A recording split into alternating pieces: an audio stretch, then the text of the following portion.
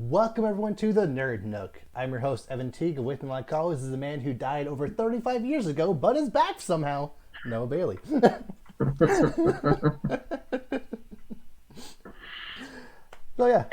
Today we'll be starting with the new information that Boba Fett's apparently going to be in the Mandalorian season 2. Somehow. I mean, I know there was like legends where he survived the Sarlacc pit supposedly, but supposedly, we'll see. But with the recent resurrections of other evil galaxy members, who knows how this is going to be explained, if at all. at least have like a throwaway line of like, oh yeah, I blast my way out. Like, I need nothing more than that. Just a explanation. Something. Tell me something. Don't just, oh, that never happened. What? No, like, that definitely happened. We saw you. Like, but yeah, they actually got, hopefully I'm pronouncing his name right, Temuera Morrison? Temuera Morrison? The guy who played Django? yeah. Don't know how to say his name, Morrison. but yeah. Yeah. Yeah. T. We Morrison. know. We know. Like, And apparently, like, he's him playing Boba Fett again. I think is, or I guess no, again because he redubbed him in episode 5. So yeah, playing him again, and also he might also be playing Rex in the season 2. oh, that's right, because clones. Yeah, Yeah. interesting. We'll see. So we'll get a little more into that aspect of it a little bit later, but this is something that I've honestly kind of predicted since I think it was the 5th episode of season 1 of the show, where the Mandalorian and the other bounty hunter were, going after that one lady bounty, and then she died, and then at the very end of that episode, like a caped figure kind of walked out. We didn't see who it was, and I walked up to her in boots that were very Mandalorian-esque. It felt right for that to be Boba Fett, Mm-hmm. Even if, like, that's one of those things that's like, it's a tease that if they don't follow up on it, people could just forget. But if they do follow up on it, it's a huge deal. Yeah. Low risk, high reward. Very smart writing. Mm-hmm. And like, you didn't even need T. Morrison to play that silhouette. It was just some guy just in a cave, just right, walking up. Yeah, this would be interesting. I think it would be pretty. I think it would be pretty cool because it is a Mandalorian show to make sense to have. Although technically not. I don't. Is he a Mandalorian? Yeah, technically not. But basically as close as you're gonna get. So like pretty cool, and especially with the knowing how much of a amazing bounty hunter he is just for being him. Like, it'll be interesting to see if there's like a big gap between where the Mandalorian and his skills are at, and then like Boba Fett's that dude. So yeah. Something from a movie or show or whatever to actually indicate, yeah, Boba Fett is not a joke. yeah. Yeah, because yes, well, you kind of all we really have is kind of just following the Cloud City, and kind of it in terms of movies and stuff. Not too much in the Clone Wars because he's a kid, but like. Yeah, like he did stuff, but like because he was a kid, he was constantly outclassed by other clones or other hunters, so it didn't really. Yeah. Never got a sense of Boba Fett's true power or whatever. Yeah, he never felt intimidated by him because he's like 10. Yeah, if even. But yeah, like there's obviously going to be at least one fight between the Mandalorian and Boba Fett, and since we've seen the Mandalorian through probably 1.5 seasons by that point, that'll be a good indicator of, we know what Mandalorian can do, and Boba Fett is still kicking his butt, so like Boba Fett's a big deal, hopefully. There's always a chance of them still making them a joke. I really hope not, though.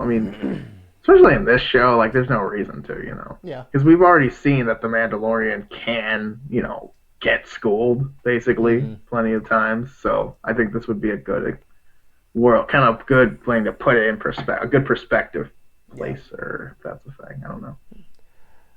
Yeah, so Boba Fett coming back in this show makes complete sense.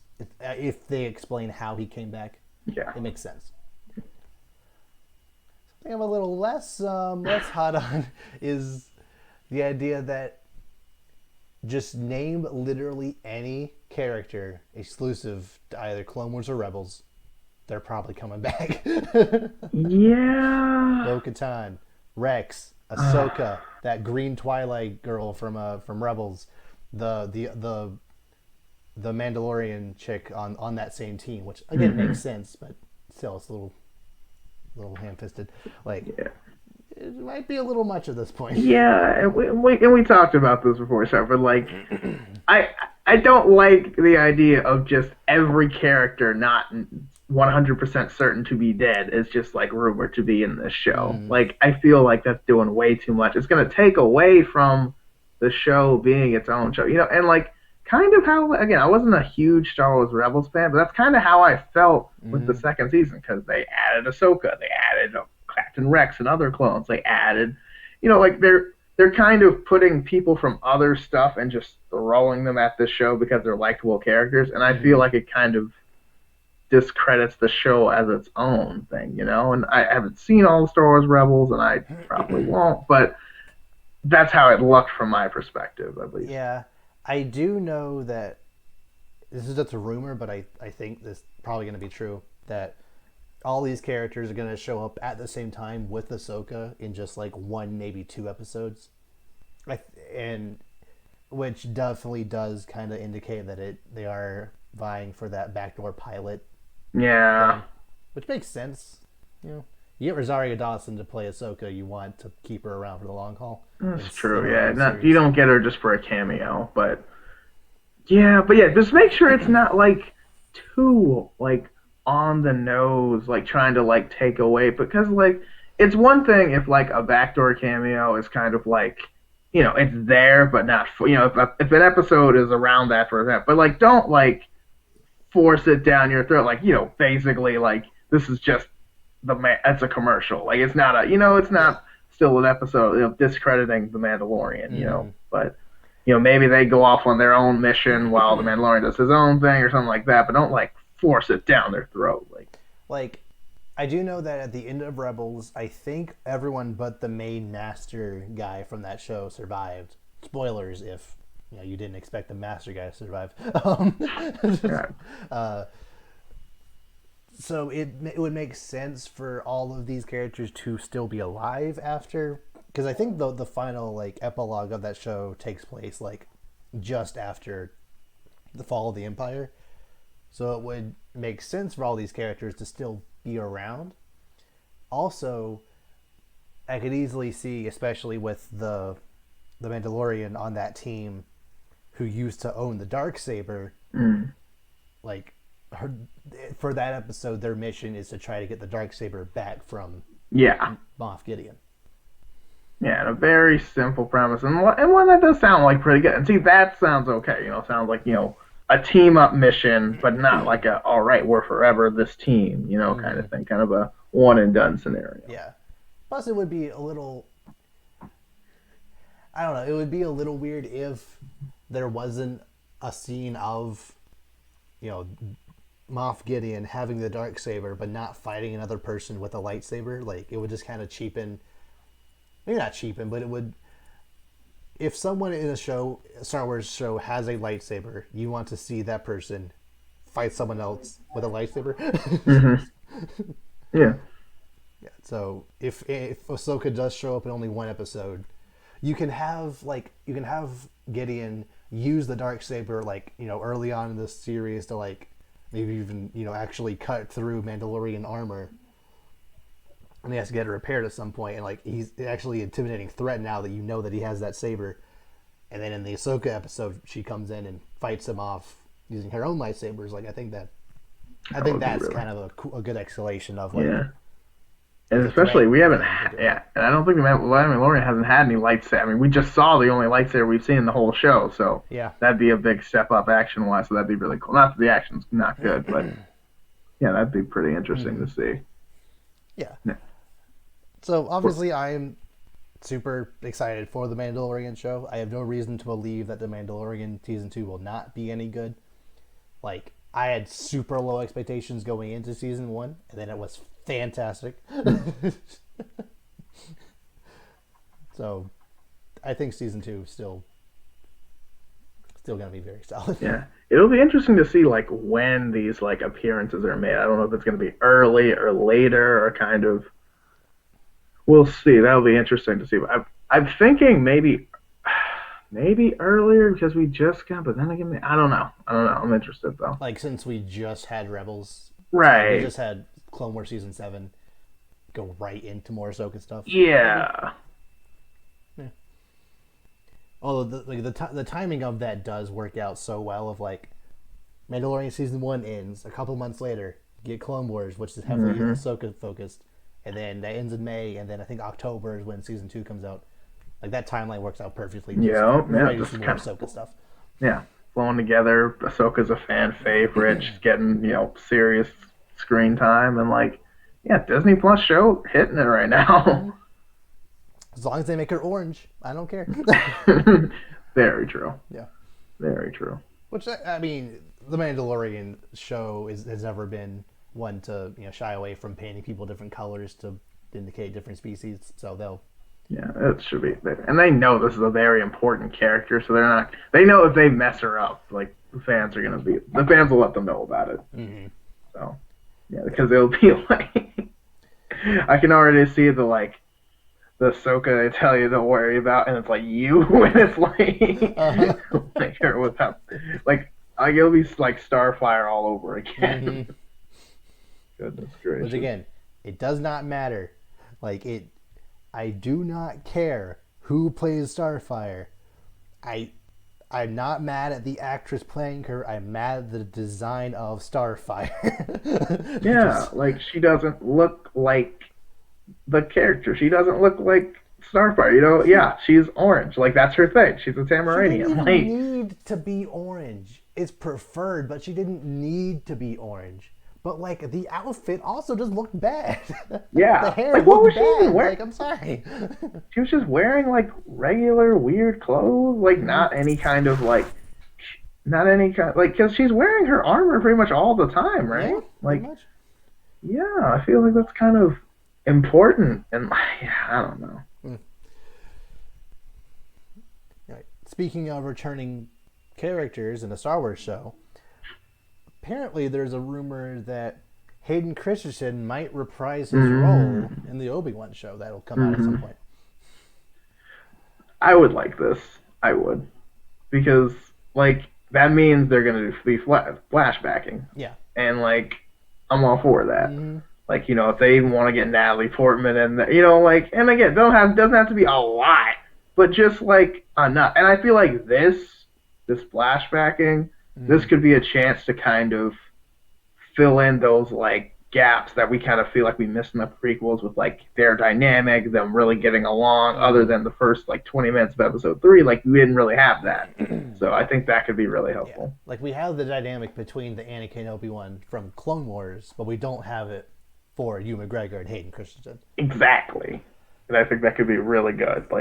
Especially with Clone Wars being what Clone Wars is now, that could they could really work that up, and that would be so great to see. That's what I really wanted to see for years. That would be amazing.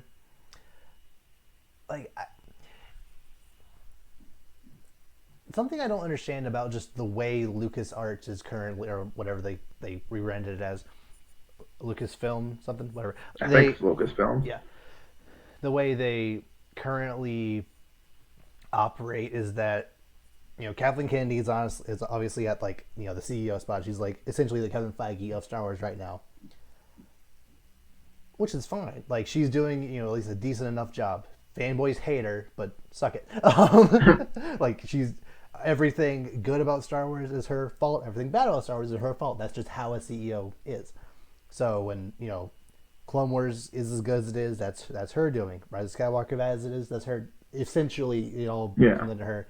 She's about, her name's on everything. She gets a C. Yeah, it's fine. Good enough. I do kind of feel considering everything that's been happening recently, with just how phenomenal The Mandalorian is, with just how well received season 7 of Clone Wars is, I feel like Dave Filoni should kind of be at least be co-chair of that spot. Like, Yeah. I mean, because Kevin Feige isn't even like the head of Marvel. He's the head of Marvel Studios, right?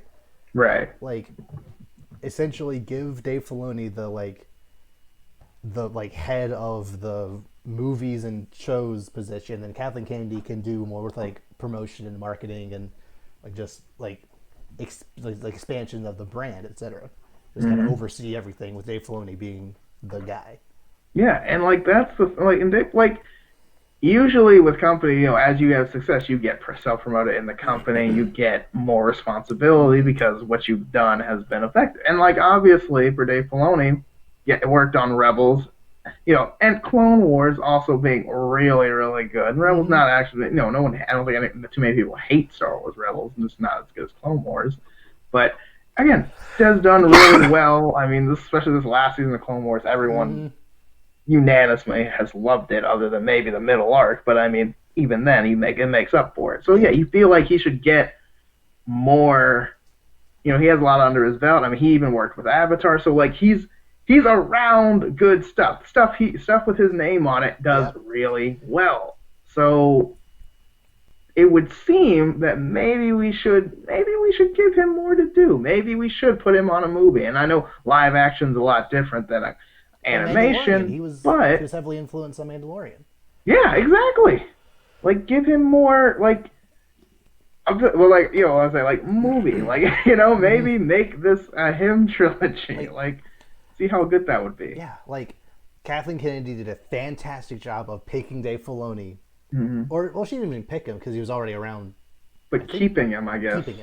Keeping him to continue on Mandalorian and season 7, and even like picking Jon Favreau to direct a lot of Mandalorian, like that was a fantastic decision. So. I feel if I was in that position and like the Star Wars brand, the Star Wars fan base as a whole is very split right now. I wouldn't step down from my position. I think that would kind of show a sign of weakness and give the fanboys the wrong idea. I would at least be like, okay, so I'm still going to keep doing my job, but I'm at least going to have someone who's good at doing their job helping me do both jobs. Yeah. I think that's, and kind of the reason I brought that up is that the reason why Obi-Wan and Anakin's relationship in Clone Wars is so phenomenal is because of the direction Dave Filoni gave. So if he can kind of, at least help on Obi-Wan, that would be fantastic. Give him more to do. He's so, and yeah, I mean, just do like that. Like, imagine what the fans would think if they hear, "Oh, Dave Filoni's being, given more responsibility." Everyone's like, "Yes, that correct." Like that is the right thing to do. Give them more. There's already a rumor that they've maybe have greenlit a Rebels sequel series that'll be in a similar art style to Clone Wars. Like, Dave Filoni will be on that. Like, he doesn't direct every single episode, but he seems like one of the most passionate Star Wars fans on the planet. Yeah. Which is, like, have you seen the Mandalorian docuseries that's on Disney Plus? I have not. I need to watch that. There is a moment of that documentary where it's just Dave Filoni in a room with Jon Favreau and a couple other writers, where Dave Filoni literally goes on a 3-minute rant just explaining just how significant the Duel of Fate sequence is. And I had never realized, I had never really put it together just how important it was that if Qui-Gon had been around for Anakin's training, none of this would have happened. But because the Duel of Fates is so important, because if they lose this, then Anakin is screwed over. If they win, Anakin is screwed over. But if they win in the right way, Anakin is fine. And if only just laid that out in a 3-minute, just talking at these people who are also big Star Wars fans, but he's just clearly just well and above, like so much more passionate, like anyone else on the planet. It's just, it's amazing. He's kind of that Godfather role of Star Wars, kind of that, and kind of like Russo brothers, kind of like when they talk about like comic books and stuff like you can really see that this person isn't they're not doing this for the business or the money. They are in it for the essence of what it is. Yes. Like he is this guy is Star Wars running through his veins. Like this guy. Like the entire reason the Clone Wars show exists the way it is because Dave Filoni saw the prequels. He was like, I like several aspects of this, but the writing was bad. The story was kind of weird. I know there are several stories I would love to tell in this era of Star Wars, and then he just kind of did. Did it well. Yeah. Kept the things that were good, kind of scared away from things that weren't, improved on things that people wanted to see more of, and also changed some dynamics. And a lot of people were like, oh my, and like even things that started out controversial, like Ahsoka started out super controversial. Like I was on record saying I think that's a dumb idea. Yep. And now she's like one of my favorite characters. Like, you know what I'm saying? Like, it's one of those things where even the points that seemed misguided, really there was a better plan for it. Kind of, you trust him. Like, I trust him. Yeah. Like, so if he could, at least kind of oversee the Obi-Wan Kenobi show, then that would at least guarantee that if Hayden Christensen and Obi-Wan came and Ewan McGregor both interacted in a flashback, it would guarantee that it would have a very similar essence to interactions that we already know are good. So just do more of Clone Wars, which is I'm fine with. Yeah, they could even reference things they did. They'd be like, oh yeah, it's not like that thing with who knows Costasas or whatever. Like that was not my fault. It was totally your fault. Or like anything like that. Or like.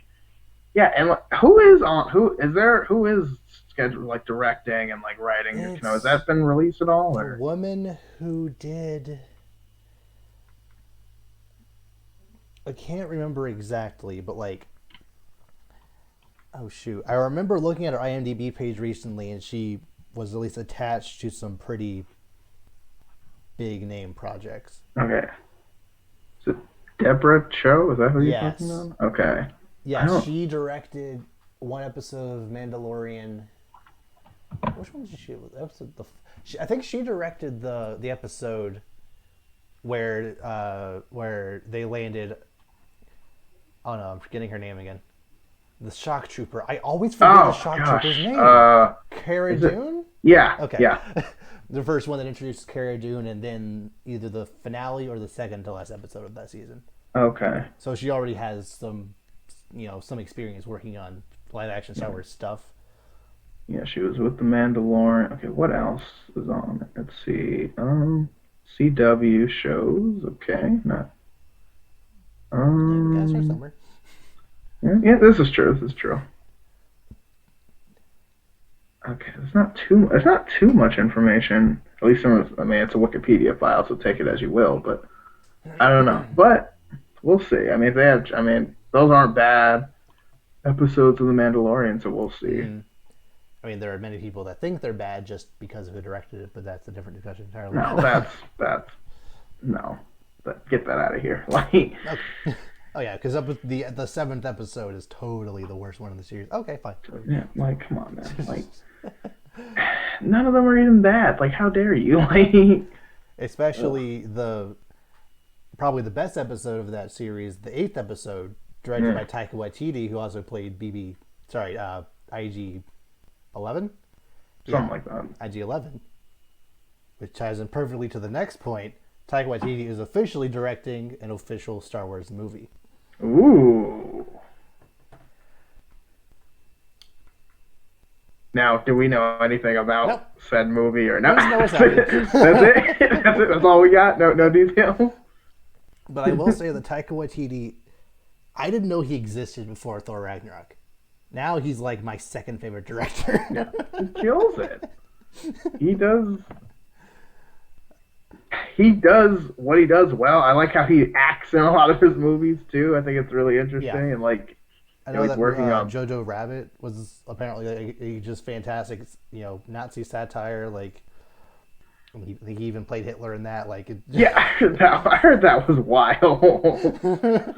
Like I was just like I remember seeing the trailer for that. And I was like, oh, what in the world am I looking at? okay, But like, I mean, if it did well, it did well, and yeah, yeah.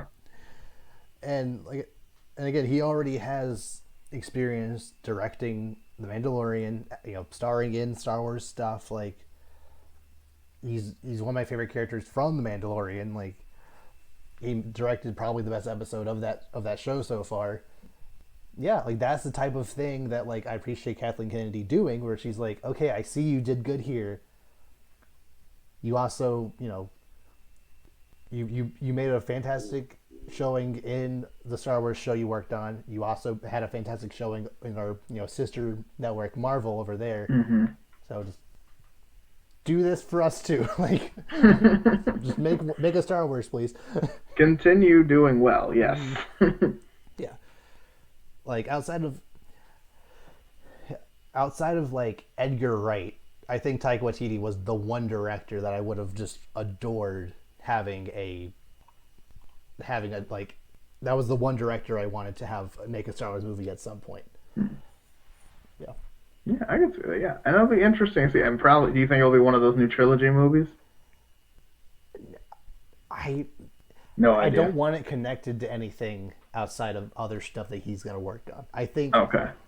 like Rian Johnson was already a little bit of an iffy choice just based on his track record to do a trilogy movie, because he loves the whole thing is subverting expectations and doing things people won't expect, which it worked out.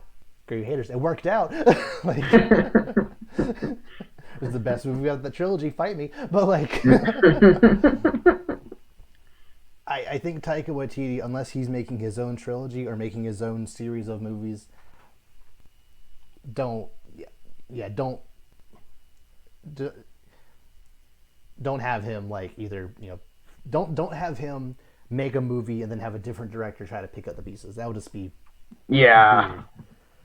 Especially with like he has such a specific like I don't even know the word. It's a specific style, I guess. Style, vibe. Yeah, vibe too. Like I feel like other directors would try. It's kind of like that. Like it'd be hard. It's a very specific. It's kind of hard for someone else to pick up where he would left off because he's kind of doing his own thing. It's not a very common thing. So Yeah. Yeah, I think leaving either be a standalone movie or let it just be on its own would be a good move as well. I agree with you on that point. I mentioned Edgar Wright a little earlier, how I want him to direct a Star Wars movie. He was originally going to direct the first Ant-Man. But, scheduling conflicts happened. And by that, I mean, someone at Marvel was like, we don't like this. And he was like, well, this is what I'm going to give you. And you're like, well, we're going to take that script and give it to someone else. And we're like, oh. And they'll fix it. Like, well, you're just going to... Okay. So he got screwed over. You screwed over the guy that made Scott Pilgrim versus the World. What is wrong with you? Anyway. The movie is insane. So then Peyton Reed, who, like, he's fine. He's a fine director. Ant-Man and the Wasp was like the third worst Marvel movie, but it's fine, whatever. Fourth. Is there the third one? Really? You think it's that bad? Incredible Hulk, Thor 1 and 2, Iron Man 2. Fifth or sixth. Okay, I'll Ant-Man get and the Wasp is pretty bad. It's just kind of boring. Yeah. But, I mean, it's still, like, granted, like, it's still a tier system. Like, no, all the ones I just listed are, like, well below, and then Ant-Man and the Wasp is, like, a few rungs above that. So, yeah, but, like, it's not in the middle, it's not near the top, it is in the bottom portion, but, like, third worst is like, whoa, man, that means one of these is better. Sixth worst. Still. Yeah, but yeah, I'm with you. It would have, and you can like kind of almost feel what Edgar Wright was trying to go for with his original script in the first Ant-Man. There are certain scenes that feel very Edgar Wrighty, certain scenes that just kind of don't, and like if you kind of know which is which, you can kind of tell, and it just feels a little incongruous. Incongruent? Yeah. So I feel if Taika Waititi started a trilogy and then someone else just kind of came in, it would feel very similar. Yeah. So don't do that. Yeah. I mean, we just had that. Let's not do that again. That did not work out. Although, me and my roommate, we constructed the perfect idea. If Edgar Wright did ever want to make a Star Wars movie, do this. So, I've only ever actually seen I think 3 Edgar Wright movies: Shaun of the Dead, Scott Pilgrim, and Baby Driver. And I know there are 2 other movies. Have you seen Shaun of the Dead? Okay. Well, the 2 like main characters of that movie show up in a lot of other different Edgar Wright movies that weren't Scott Pilgrim, but they show up in a bunch of other ones. It would be hilarious to have a Star Wars movie where it's essentially like it follows just 2 stormtroopers just like going about their day, just kind of like tangent to what's happening, like a Rosencrantz and Guildenstern are dead type to Shakespeare, like Okay, I'm with you. Hamlet, and like they're just kind of going about their day, just like talking about random battles they were in, just like shooting the breeze, just like around the Death Star, and then they're like like we've been through a whole lot recently, like we had to go to that desert planet, and like that just so itchy after that, like there's just so many other things we had to deal with. We need a vacation. Let's there's nothing really happening right now. Let's just kind of leave, and if they catch us, whatever. So they like escape pod out, and as they're leaving, the Death Star like blows up behind them. Like what? They're like, oh my god! And like it could either be like super action packed, but like they're not a part of the action, or it could be stupidly mundane.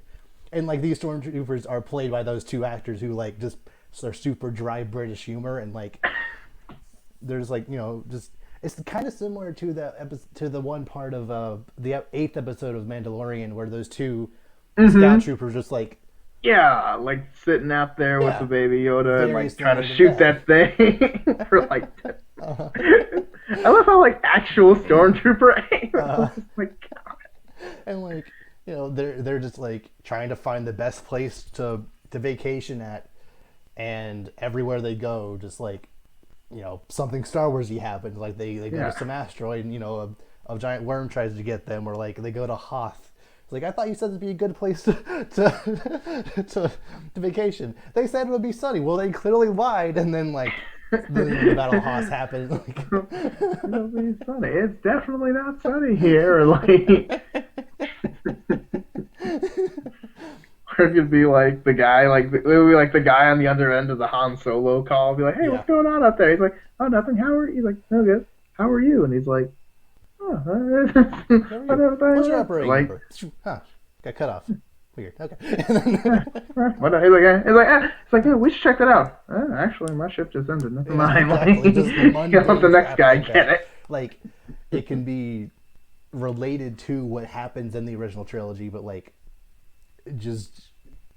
I think it could work super well. Just do that. Yeah. There's actually this is kind of little. There's a Phineas and Ferb Star Wars episode kind of like that, where they're kind of around where the movie stuff happens, but they're just kind of there, and like, oh, down the hallway there goes Darth Vader doing something, and you're like, oh, okay, not going over there, I'm going over here, like, like stuff like that. Like, I don't know, something like that could be really funny, or like, and like,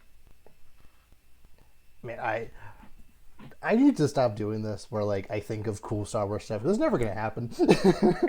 No, it could be like a short or something, maybe, but like they never make a whole movie about it. Oh well.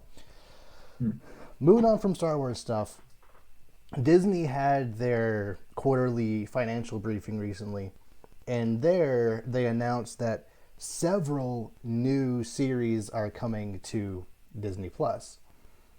I'm just gonna like read through them, and if there are any that you want to go back and talk about more, we can. You know that a Ghost Rider project, either movie or show, is in the works. A Ironheart series is in the works. Young Avengers project is in the works. Secret Invasion series is in the works, and a Nova project is rumored.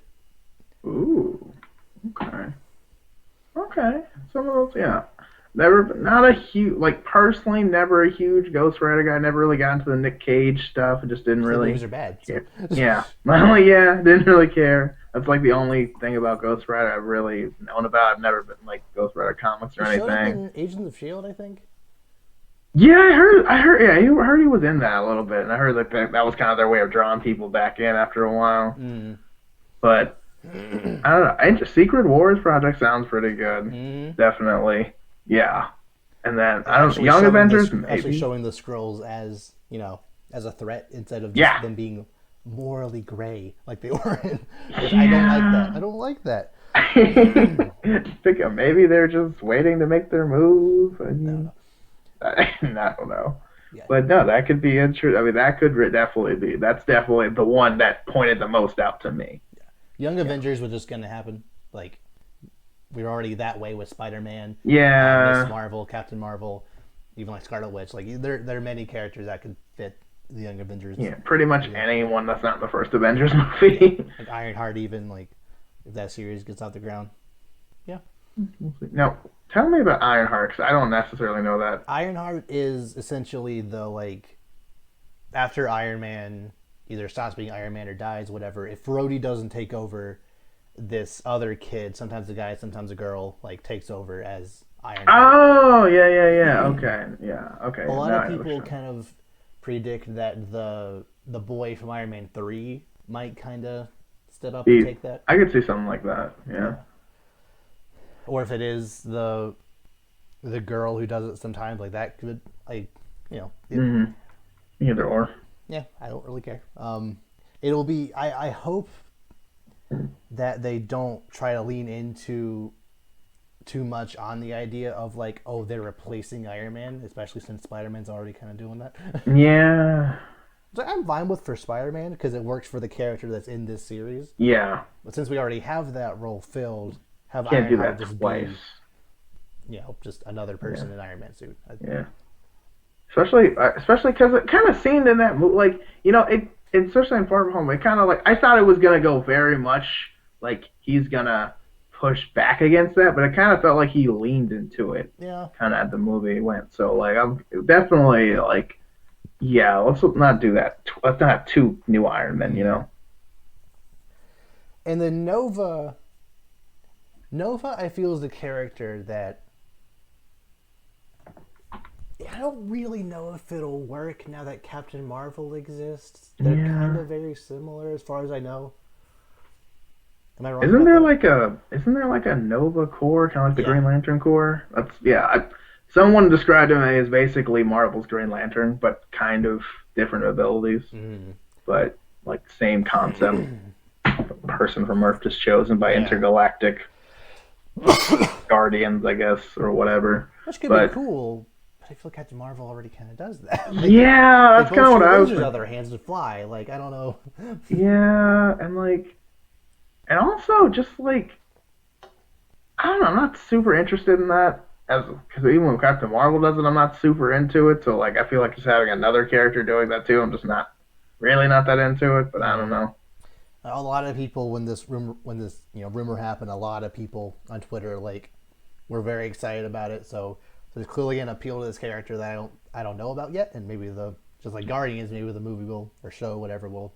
Yeah, maybe. Yeah, I haven't read a Nova comic book, so I'm not gonna sit there and say this is a bad character. I just don't know about the character. Yeah, I've seen like glimpses in like that Ultimate Spider-Man show. He was one of the characters, but like other than that, I got nothing. I think you can play him in one or two of the Marvel v Capcom games, maybe. I don't know. Yeah, maybe. My brother probably knows more about him than me from that fighting game. So yeah, that's just a little taste of them clearly showing that Marvel isn't dead. There's plenty of movies, plenty of shows still coming that'll. Yeah. Is it clarified whether these are shows, movies, or is it kind of just they're in development still? We know that it was announced that it was an Ironheart series, a Secret Invasion series. I think the Nova, Young Avengers, and Ghost Rider were just called projects, so they could be either. Okay. Yeah. I think there are a few others I didn't even mention here, but That's like the main ones I wrote down. Hmm. So nice. Last up for the Marvel stuff, New Mutants. It's finally, officially, probably coming out on August 28th. Supposedly. Assuming the world is fine enough at that point. Yeah, we'll have to see. I am, in a word, skeptical. Yeah. But, again, I was not really planning on seeing this movie. I kind of just more think it's gonna... I mean... At this point, they are so intent on this movie coming out in theaters. I feel like I have to see it just to see what was so important for this movie to be. That is deception. It's had 6 different release dates. 6. And that's a good thing. That's not a reason to see a movie. It's not a good thing, but like that doesn't impel me to go see it. That impels me to see anything else. But it was ready to come out on like April 3rd or something a month ago. And they didn't drop it on Hulu or Disney Plus, so they feel there's something special about this movie that needs to be seen in a theater. So like, I don't know, I might see it. Wonder Woman was out around the same time though. So yeah, I'm probably gonna see that first. But yep. See, you might think there's something special about it, but like, I don't know, man. There's nothing about it. I mean, I know they were kind of going for that like superhero horror mix kind of thing that hasn't really been done before. So maybe that's the aspect that they're really trying to push, because that could set a precedent for other movies. Yeah. But I feel like this movie won't benefit from that potentially. Because at this point, I mean, how many people are really excited for this movie? I don't even think the people in this movie are excited for this movie. I don't know if the people in the movie even think it's coming out. That's what I'm saying. Like they're probably just like, I don't know. 3 years ago. Like I don't. At this point, it's like it's one of those movies like you've been talking about coming out for so long, people are losing interest. So and like, if there did have to be reshoots, and the actors, most of the actors were like teenagers, if not kids. So if there did be reshoots, those are gonna be pretty obvious. Yeah, 3 years later, you can't really do that with young actors, really. Because I mean, you look at like Disney Channel shows, like 2 seasons later, they look like different people. Like, like it's gonna be hard to just squeeze that in. But yeah, I don't know. I mean, I was never huge on this movie, but I'm definitely not now. But I mean, if it comes out and everyone says it's good, maybe I will go see it. But I'm not gonna be first in line. That's for sure. Mm-hmm. Something I am ridiculously excited about, and the one thing I've wanted Disney to do for years now, is that a Percy Jackson series is coming to Disney Plus. Yup. You read these books? Yeah. Which for me says a lot, because if you know me, I don't read. I don't read. I have read the Narnia series, Percy Jackson, and like that's probably it. Like Lord of the Rings, I do Harry not Potter, read. Lord of the Rings, Harry Potter. No. Nope. And not that those are bad. I just never read them. Plus, my mom didn't allow me to read Harry Potter for whatever reason. But Rick Riordan and J.K. Rowling. Remember AR points back in elementary and middle school? Yes. Yeah, where you had to like read a certain amount of books and get a certain amount of points. Yeah. You had to like get 30 AR points. Each Harry Potter book was worth 28. Or like ridiculous amount. You only read like 2 books. Yeah. Oh man, I forgot. Each Percy Jackson was like 20, so like just 2 of those, and you're like, yeah, those got me through that. Yeah, and and I'm excited about it because again, the Percy Jackson movies, good, not amazing, but they're they're trash. Those movies are trash. They tried. I remember being excited. Did they try? The second one was not even like the same thing as the source material at all. This is true. But okay. Like, I was a kid at the time. Let me talk. I'm sorry. I was just excited because they were making a movie. Like, I have only a very few times read a book before seeing a movie. Yeah. Most of the time, I just see the movie and then think about reading the book and then don't. Yeah. So I was very excited. And yeah, it was very different. But I was just excited to look at something that represented what I read. And I already had an interest in like Greek mythology as a kid growing up. And I know they're not great and they probably aged horribly. Well, the movies? Yeah. But like, I will I say don't that know. the first movie, that was because there was even like as a kid you knew the meme or whatever of like the book is always better. Why did they change stuff, etc. And like I had only really gotten that from watching the Harry Potter movies, either before or after reading the books. And like I didn't really care about the stuff they changed. There was a couple of things here and there that were kind of weird, but overall I thought they were fine. The Percy Jackson Lightning Thief movie was the first movie where I was legitimately angry that they changed like everything. There was things that just they completely ripped Ares out of that movie. They made Hades a stereotypical villain when that was like subverted in the books and like Yeah, it was weird, but as a kid, I liked it. Because how long ago were those movies? the movies came out in like 2009 or 10. Yeah, like 2 years after that. The books came out in 2005. They started. Yeah, like I was like what 2010. I was what like how old am I now? 12. Yeah, like before I was even a teenager. I was just excited to be able to get in the theater because I didn't think I was going to be able to. But like, it just, I don't know. Like, I'm sure it's not great and all these things, but like, I don't know, I'm excited. It's interesting to see like what with new creators behind it, with probably with a good budget, with idea what they can able to do with it. And it's a series, right? Not just a movie, yes. Right? And that interests me a lot. Rick Riordan himself is going to be heavily involved in it, and he hated those movies for multiple reasons. So like because he's involved, they're gonna get people that look, more similar to the character. Like Annabeth is gonna be blonde. They're gonna be younger because in the movie they were like already 17 or something. Yeah. Whereas in the books, I think Percy is 16 by the fifth one, and like that was a big deal. Which it doesn't need to be strictly him start at 11 or 12 and then become 16 by the end.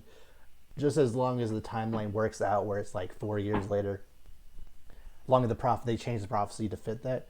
But it's going to be so cool if they do actually pick like a 12-year-old to play Percy in the first season, the Lightning Thief season, and then him grow up as we watch the series. Yeah, like and we see him as he grows. That would be really cool. Yeah. Yeah, see characters. Yeah, like series where you can really see characters grow. We don't really get that a lot anymore. Yeah, like the last one was really Harry Potter. Like you can't go to any movie starring Daniel Radcliffe or Emma Watson without saying, "Oh, look, there's Harry Potter. There's Hermione Granger." Like, yeah. He's always going to be Harry Potter. Like, just it doesn't even matter. Like, I didn't even know what his real name was for years. I don't think until that Now You See Me sequel came out, I didn't think I even knew his real name. Oh. And of course, it's another movie with magic in it, so it's like, of course. But it's like, oh, dude, they're putting Harry Potter in an android. That makes so much sense. But yeah, I mean, that'd be really interesting to see. I would see. I don't know, like just to have a series we can grow up with, because it's been so long. I'm trying to think of any other movie series like that lately, because Narnia kind of not as much, a little bit, but not really done much after that. Yeah, no, I haven't seen them in anything. Then again, I haven't really noticed, but I don't know. I haven't really seen them in anything. Like the closest is kind of with Twilight, where everyone sees the guy that plays Edward, Justin playing Batman. Oh, Robert Pattinson? Yeah, Robert Pattinson and I am trash with names right now. Shoot, what's his name? Taylor Lautner, who played Bella. Kristen Stewart. Yes. Yeah, I almost said Kristen Dunst, so I was like, nope, that's Mary Jane. Yeah. Still. Which that's the only thing I'll ever know her for. So there's that. But I feel like Tom Holland might kind of be that, since he did essentially start his career as being Spider-Man. I feel it depends. I mean, he's young, and I feel like he has a very big acting future. But Tobey Maguire, it's like no. Like you tried with Great Gatsby, but no, you're Peter Parker, dude. And Andrew Garfield, I don't even know he's Peter Parker. I don't even know what he is. He's Is that he in guy from the anything Social else? Network, I guess. Oh, that's right. I did not. That was a weird movie. They had a lot of people in it. Yeah, So it wasn't like they had Eisenberg. Jesse Jesse Eisenberg Eisenberg. was What? Somebody else like really famous was in that movie. Like I remember, yeah. it was who else was in that movie? 'Cause I remember that was like they had like all these people, and I was just like, this is such a cast for not a great movie. And of course, my internet's being slow, but Army yeah, it's Hammer. interesting. Army Hammer was in it. Army Hammer. Justin Timberlake apparently. Yes. And Dakota Yes. Johnson. Wow, this. Yeah, there's a ton of people in this movie. Rashida Jones. What is this movie? Yeah, I didn't even know who Rashida Jones. Yeah. Brenda Song, London Tipton, Brenda Song was even in it. Like there was a bunch of people in this show, in this movie. Like there was a ton of people in this movie, and maybe I just didn't care about it, but like I was just like, dude, what is this? Like, okay, this is a 96 on Rotten Tomatoes. Really? Sure. It's that kind of movie. It's a critic pleaser. That's just. I guess I don't know. I thought this movie was weird. Like yeah. I don't know. You're right. And apparently it's like critics according like to me, Honest. apparently. Yeah. According to Honest Trailers, it's like crazy inaccurate too. But I mean, Andrew Garfield had to break, I think it was 20 different Apple laptops just to get that one shot. Like, oh, you didn't break it right. Redo. Like, come on, that was our 10th one. Keep going until you get it right. Didn't break it right. Like, look, you want to be Spider-Man. Tobey Maguire had to catch all of those on that plate. He took 150 takes. Yeah. You can do this. Come on. Oh God. Can you imagine doing that? Taking like 50 takes trying to catch. Stop motion. Like, like, I'm like, guys, like, you really? This is the one practical effect we need to have? Like, really? This one? The one that like those are the effects that like are supposed to be stop motion. Like, you know, practical effects are supposed to be the action scenes, not the like throwaway cafeteria scene. Like, oh my gosh! I remember I heard that, I was just like, I feel so sorry. Like, just imagine you spend like probably multiple days on set just watching this happen, and you feel bad because you know as soon as you get it, we can be done. But you're just making everyone stay on set longer and spend more time because you can't like. Because like there were extras in the background. Kristen Dunst had to also be there. The directors, producers, right? You know, like there's so many people that were just waiting on him getting the perfect take. Even though Sam Raimi could have been like, yeah, we'll CG it later. But no, he was like, who needs to get this shot? No, right? it is gonna make such a huge difference in this movie if this shot that no one's gonna think about later is perfect. Like, okay, sure. Oh, Sam. You're killing me. Well, anyway, back to Percy Jackson. Sorry. Sorry, we're so off topic. I do think that for this type of story, like, you know, 4 to 8 episodes, 20 to 40 minutes each, I think that really can help the show. Because the problem with the movie is that the first act, the first like half hour is them getting to Camp Half-Blood, and they spend like 10 minutes there, and then they immediately leave. Yeah. You could have an entire 20 to 40 minute episode just in Camp Half-Blood, doing the capture the flag sequence, meeting Clarice, like, and at the end of that episode, or even like the episode later, they get the prophecy and they have to go. Like, and then you can spend 2 or 3 episodes out in the field. So I think having it as a series will really benefit being able to tell the entire book the way it should be. So yeah, I can see that. I'll be interested to see like if that longest like, because it is Disney, so like, you know, their budget will be for a series will be much less, but like no, they'll be fine. The Mandalorian looks like a Star Wars movie. Exactly. Yeah. You know, I forget because whenever I think of a TV series, I'm like, oh man, you know, it's like CW. I always think like CW budget. I'm just like, oh man, like. Have you seen the fight between King Shark and Gorilla Grodd? It's so bad. That sounds awful. It's so bad. Like, both of those characters are like really badly CGI. You can tell that all their budget went into this scene, and it still looks so bad. Oh man, hey, So weightless, just oh my what gosh. am I looking? I feel so bad because like I used to like these shows, Used but to. like now I just don't or care, and like a lot of them are going. Yeah, apparently the part Ruby Ruby Rose is Rose. leaving that woman already after one season, She's just which out. No reason yeah, given. She's just gone. yeah, like there was not even like a reason given, which is never a good sign. All the I guarantee all the people in Flash and like the people in Legend of Tomorrow were like, wait, we could just leave. We don't have to stay here. Like, But to be honest, where are you guys gonna go? I mean, Tom Cavanaugh, yeah, okay, but like the rest of you guys, I like, mean, Grant Gustin's been into some other stuff. yeah, like he was in Glee, but like, Supergirl was also in Glee. So, yeah, that's um, true. the But guys that played uh, uh, Merlin, I don't crap, know. Not Mr. Freeze. Hang on, um, Captain Cold and Oh he, yeah, what's his name?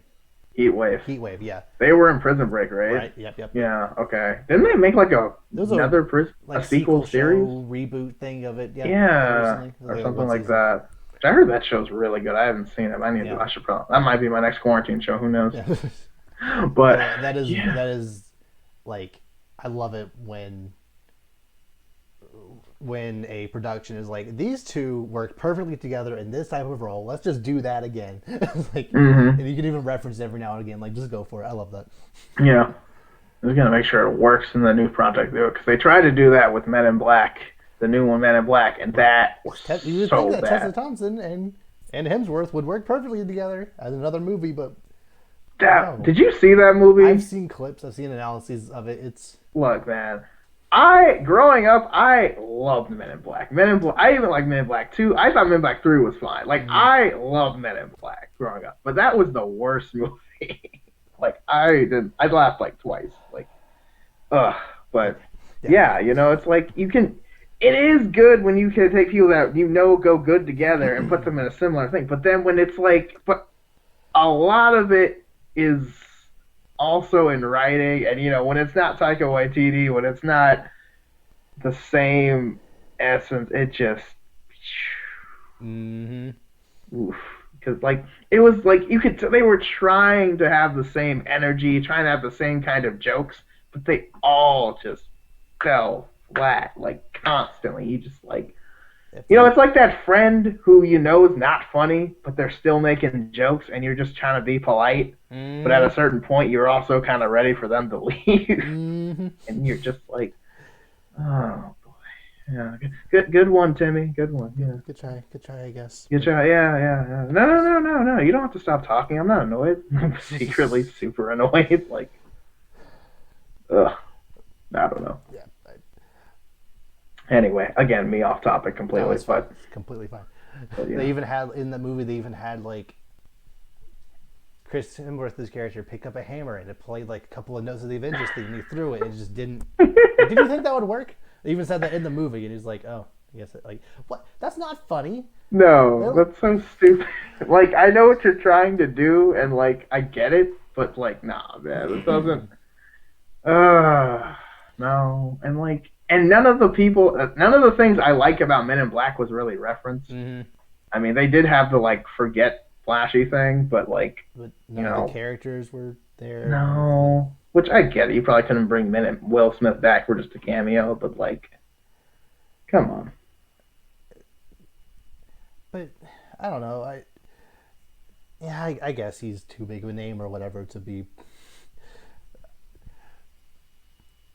Tommy Lee Jones isn't doing much anymore. Like, Yeah, he had Liam Neeson in that movie for no reason. Like, yeah.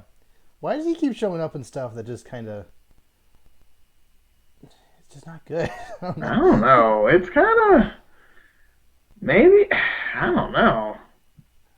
I've kind of noticed that, like and even kind of Will Smith too. Mm-hmm. Like lately, he's in a lot of things that I kind of like. Granted, I think Bad Boys 3 did pretty well as per the like Yeah. what week it was in theaters at It's two. the highest grossing movie of the year so far. Hey, which yeah, I think that was really good. But I don't. Other than that, lately, Will Smith, I can't think of been in too many great movies. Aladdin was trash. Gemini Man is so bad. Gemini Man But is it made a so bad. billion. Aladdin didn't make a billion. It made a billion. Yep. Oh my gosh, it tells so much about movies. Like, As long as the actors are good, doesn't matter how the movie actually is. exactly.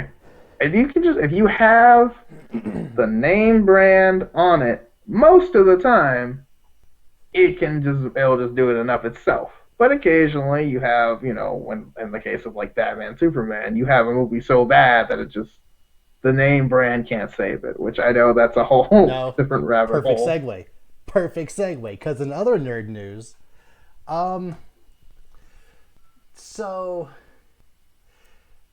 there's a new rumor that the Snyder Cut might possibly, maybe, could be, potentially, probably be in the works to be greenlit over at Warner Brothers.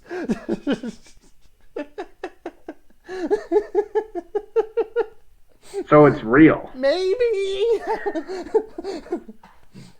There was, of course, it's one of those things where we've discussed this kind of recently, where like something happens that like maybe indicates something, and then all these publications like, oh yeah, these rumors happen, these rumors, I knew this all the time. It's like, no, you didn't, you made it up on the spot, like because this one thing happened and all these fanboys freaked out because that's apparently an indicator of, I'll get to what that thing was. All these publications like, oh yeah, I heard this rumor that is getting greenlit to be released on HBO Max. Like, but okay, so the catalyst for this was that Zack Snyder tonight, actually might be even happening right now, is doing a watch party, because a lot of different directors and producers are doing like fan watches of their movies along with their fans, of the Man of Steel. And in the most recent update tweet about it, at the bottom, I can't remember what the hashtag was because he took it down because it did, stoke the flames. He had some hashtag that was like, it was something along the lines of like, still here and ready, or like not gone, not done yet, or something like that. That means nothing. All it means is that like he's not done like Making movies or whatever, just doing his job, Yeah. hasn't been fired, and everyone's like, I know our savior Zack Snyder. Like, bro. Everyone is like, yes, the Snyder Cut is real. He just confirmed it. No, he didn't. He put a vague hashtag that like could mean anything. But maybe I think he knew this. Though. I think he knew any little thing people would just, oh, this is it, we're getting it. Not even real. Full well knows this is not real. But unless you're gonna somehow reshoot it with a person who's not even Batman anymore, and oh man. Yeah. So yeah, because of that, all these for like the 16th time this past month, hashtags release the Snyder Cut trended on Twitter again. And then all these publications released rumors that there's some whistleblower at WB saying that it got greenlit to be released on HBO Max at some point. And I'm like, there are rumors that it got greenlit to be finished. Like that's not. That doesn't even mean anything. It could still not even happen. Like movies get greenlit all the time that don't even come out. Like also, like to do this, to like be like, if they filmed the Snyder Cut, like if they first of all if they didn't, they can't now. Yeah. Like they can't. Like they don't have Superman anymore. Do they? I mean, they don't have Superman anymore. They don't have Batman anymore. Like they only have Wonder Woman. Maybe Amy Adams is still here. Like I don't even know who's even in it still. So the thing is that the Snyder Cut possibly exists in a very, very, very rough early format. Like so early the CG is not done. They probably need to do reshoots to like fix some, shower verse shot scenes or like some action sequences, but like there is probably a rough 4-hour cut of what could potentially, with enough work and CG, become a version of what the Snyder Cut could have been. Not the movie you originally promised, because it's 3 years later, but like it probably exists in some format that could maybe at some point, with more money than WB is willing to shell out at this point, become a Snyder Cut. A Snyder Cut. Okay, I mean, whatever. Like, see, stuff like this, that I'm just kind of like, at this point, one, who cares? Because it's not even if it is real, like, is it really going to save the movie? No, it's not. The movie's still going to be crap. But, you know, these are the people who think this is their fate. You know, they sleep with this movie under their pillow. They think it's the greatest thing ever. They sleep with this unreleased movie and think that this unreleased movie is better than every Avengers movie ever made. Because BVS was a masterpiece, because that word's thrown around. How? None of the characters even make sense. We don't have time. They don't make sense. We don't have time to go into everything wrong with that movie. I know. We're in quarantine and we don't have time. That's how serious for either of us to do right now. I have no plans for a week, and yet I still don't have the time. Like, but it's true. Like, none of this makes sense. There are so many, like, like you could, we could talk about we could talk about one character for 12 hours. Not even talk about just Lois Lane in the climax alone for at least 10 hours. Like, this makes no sense. None of it does, and no amount of reshoots or, you know, whatever you throw in, whatever can be shoehorned in, is gonna fix the main Like, the problem isn't anything minute. It's not like a one scene that's the problem with the movie. This entire movie, how every main character is written, how the entire movie needs to be, if that's the Snyder Cut, is in a completely different movie with nothing that is no of the writing, none of the thing. It's a completely different movie. Okay, maybe it's better. Maybe. But that's the fundamental problem with Justice League, even the Snyder Cut, as we know it, because the whole point of Batman vs. Superman, Batman's whole motivation, the only lens we see him through until the last 20 minutes of that movie, which even then it was informed by this, the only lens we saw him through was, I'm getting old, I'm going to kill Superman. That's it. That's the entire motivation. And he is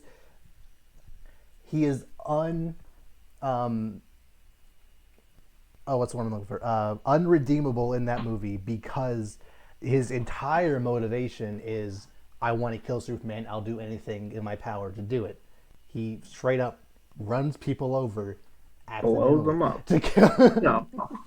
These are and they're like, oh, but it's he doesn't, like, there's this, there's the interviews with, like, Zack Snyder. It's like, the people are there by collateral, he doesn't kill them, but if they happen to be where something blows up, that's not Batman. No, stop it. No, and not even that. Like, he literally threw like a ton crate at someone's face. Blood splatter on the wall behind him. That is not, that's not, me not saving someone. That is forcibly killing someone. So shooting someone with military-grade guns in the back of a car. And then rolling into their car, yes! Flames. He is dead. You try that in court. Like, I didn't kill him, officer. He simply was where I was. That's like me saying I didn't murder him. I would say he was standing where I was shooting. Like, let's see how that holds up, man. Like, come on. And so that is the only lens we see him through. And then, so by the time, the climax ends and Superman's dead, we don't know who this guy is. We don't know who Batman is in this movie. As far as we know, he's only informed by the death of his parents and wanting to kill Superman. What's his motivation at this point? The only other character we've spent any time with in this universe is Superman, and you killed him off. Mm-hmm. So we're going into Justice League knowing only 1.5 characters. We spent some time with Wonder Woman in her movie, so we know and like her, but then they don't even use that to their advantage. They don't even have her be the kind of driving force. They have Batman be the driving force, even though his motivations don't seem to apply to this.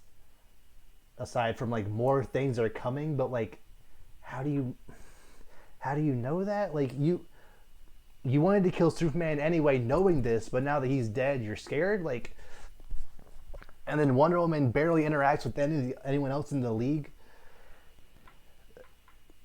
They just the fundamental problem of that movie is that none of the characters in Justice League were characters.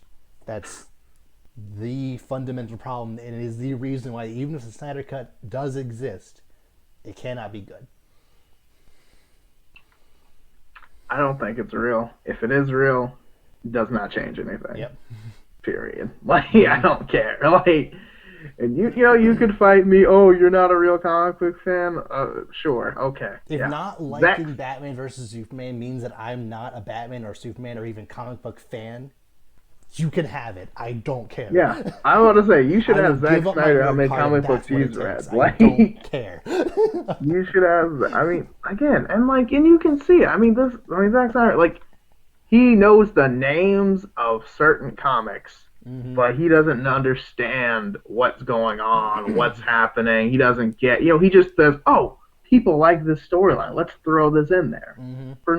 To never be referenced, to never be important. Nope. Oh, Jason Todd, everyone likes the whole family. Everyone likes Jason Todd just dead. Let's throw that in there for no reason, to never be referenced, to never come up. No Robin is even seen.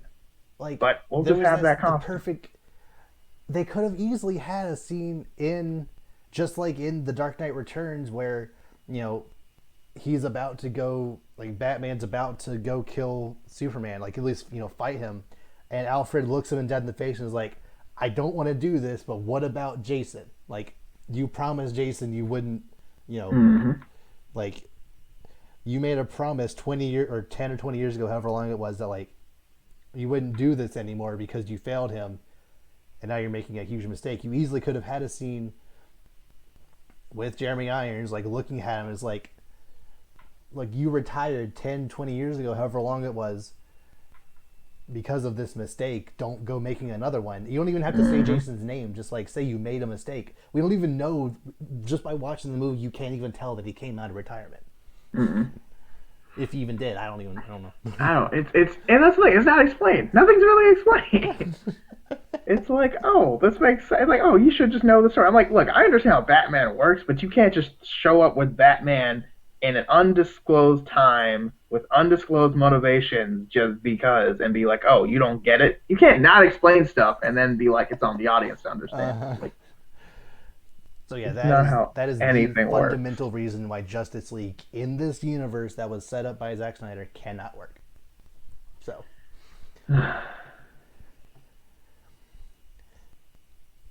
yeah, does it exist? I don't know. Do I want it to exist? No. Kind of just see how much of a train wreck it is. Okay, so moving on. Cutting that off. Moving on. Sorry. We can talk about it for 45 hours if we wanted to. Seriously.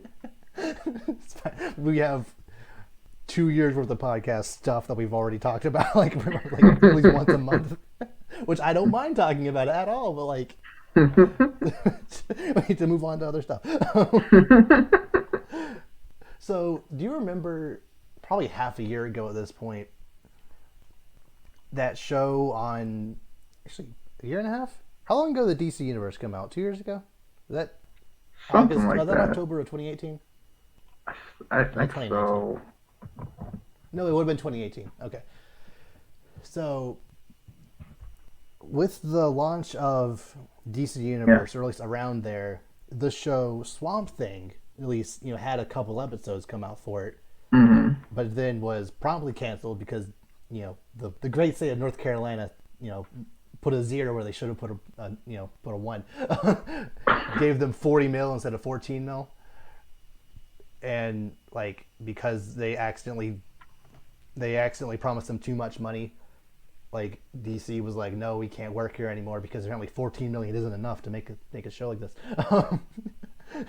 Can you imagine $14 million? Like, that number doesn't make sense to me. $14 million is not enough to make a low budget show like this. Whatever. it's Swamp Thing. No one's gonna watch it anyway. Yeah. Like, You could have made it on $10 and it would have been. I could You have would have made gotten it in the my same. backyard on $20. Yeah. Like, Anyway, so yeah, it was promptly canceled because North Carolina, screwed them over with their budget. But apparently, the CW has picked it up for season 2. Swamp Thing. Oh That's where boy. it should have been in the first place, honestly. Yeah, that's where it sounded like it was gonna be. I mean, that's CW. I mean, the CW has a tendency to pick up obscure characters and do things with them. Mm-hmm. So, makes sense. Yeah. So, with Ruby Rose leaving, it's gonna be interesting seeing like just kind of how the CW continues because they said they're gonna recast, but I don't know. It's just gonna be interesting seeing with Arrow done. Flash is losing viewers left and right. Legend of Tomorrow is just kind of chilling. Yeah, the Stargirl's shows a are thing, but no one really wants Stargirl. no.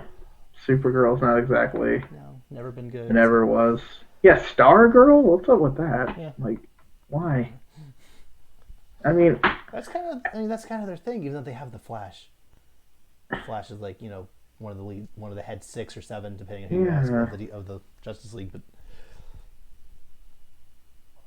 yeah, it's going to be interesting seeing how that if that even keeps going in the next 2 years, the entire CW universe. But yeah, well, yeah, we'll have to see. I don't know. Like, honestly, I am surprised the Flash got another season. I thought the Flash would be done because honestly, like, you got like at this point, like they're running out of things to do. Like, how many Harrison Wells can you find? Honestly, like at this point, we're on like the 6th Harrison Wells. Yep. Like, I mean, there's infinite dimensions. Even though I think Crisis on Infinite Earths like smushed all the dimensions into one, so you can't even really make a new one. I didn't even watch that. Like again, CG was bad.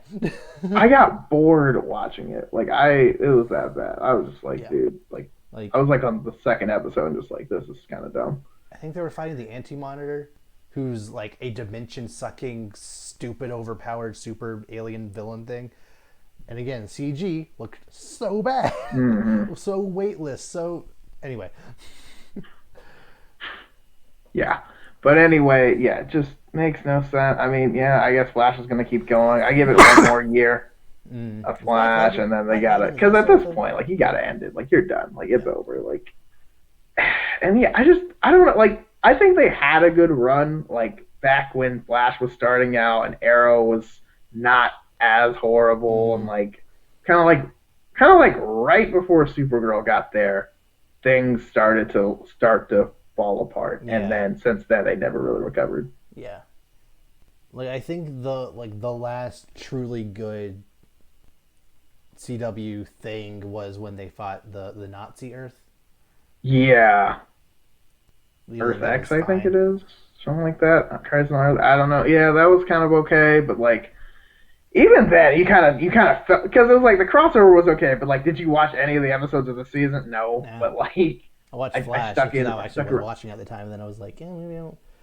Yeah, I just poke my head in for the crossover. Don't really know what's going on, but I don't really care that much. Just, okay, crossover's over. All right, bye, guys. I just doesn't. Yeah, I think 2, maybe 3 years max for the entire thing to just kind of stop. And I mean, hey, that's a good one. It's a lot longer than it was. I mean, it started in 2012, believe it or not. So, like, it's been going on for a little while, but. I don't know. They tried to like do like kind of when like Arrow ended and like Oliver I guess died or something. They tried to do kind of Iron Man it kind of, and it didn't really work. But I don't know. I like Stephen Amell. I do. I think he's a cool, and I think it's really cool. He does like all his own stunts and stuff. I've always thought that's cool. Really cool. But like, yeah, I think the CW shows are kind of just run their course. Okay, so moving on to video game stuff. So many just like with Disney, it's time for like pretty much every company to start doing their quarter financial briefings. And in the video game, I don't know if this is just Nintendo or if this is like all of the video game industry, but at least for Nintendo, their fiscal year ends in March of any given year. It goes from like April to March. Yeah, that might just be a Japanese thing, but I think it's the case for all video game companies. But for Nintendo specifically, Animal Crossing: New Horizons. Mm-hmm. Yeah. So that came out at the very end of March 20th. Do you want to guess just how many units it sold by the end of March alone? So many. So many. But like, throw out a guess. How many million units do you think? Oh god, I don't know. I'm scared. Wait. Okay. Just the game, because even right now, like you can't find a Switch anywhere, let alone like, oh my god, I don't even know. Like how many we talking? Like more than just to let you know, the highest selling Animal Crossing game is currently Animal Crossing New Leaf on the 3DS, which sold 13.1 million. Oh, okay. 13.1 million. Just destroyed that, I'm sure. Like, or are we at like 50?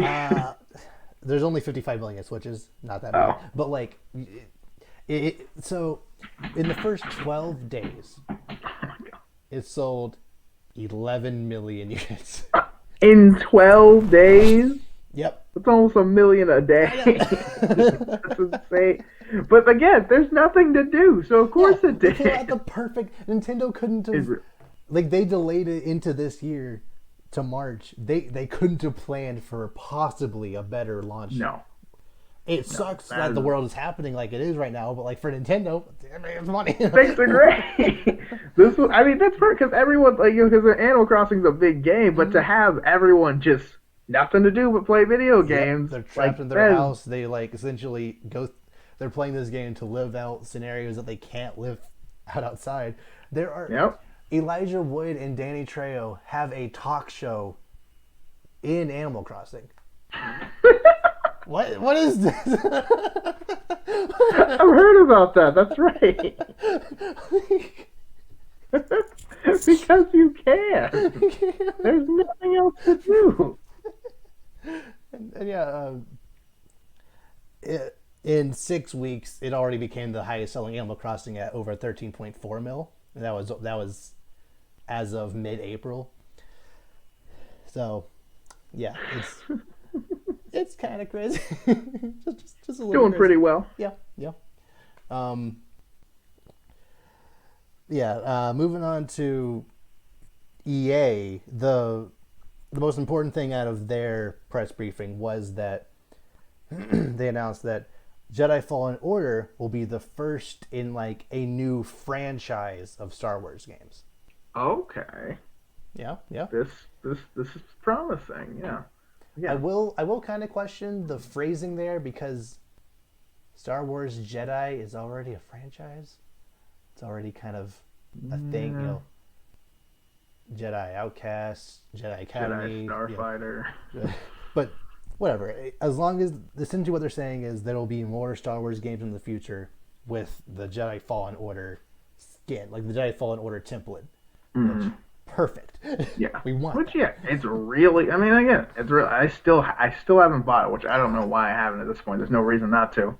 Yeah. But, it's really good. Everyone, it's really good. It's, most people agree it's really done well. Mm-hmm. And, they're definitely going to make sequels, at least one more, probably two more. Mm-hmm.